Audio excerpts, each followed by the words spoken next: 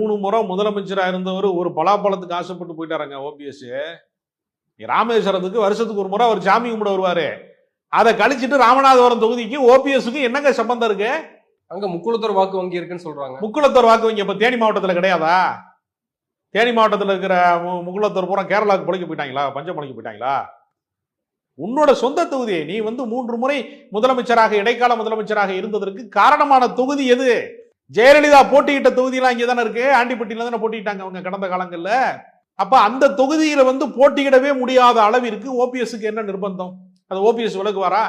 நான் ஏன் என்னுடைய சொந்த தொகுதியை நான் விட்டு போறேன் அப்படின்னு விளக்குவாரா? மக்களோட பரிச்சயம். அவர் மண்ணின் மைந்தர் நவாஸ்கனி. ஓபிஎஸ் மண்ணின் மைந்தரா ராமநாதபுரத்துக்கு?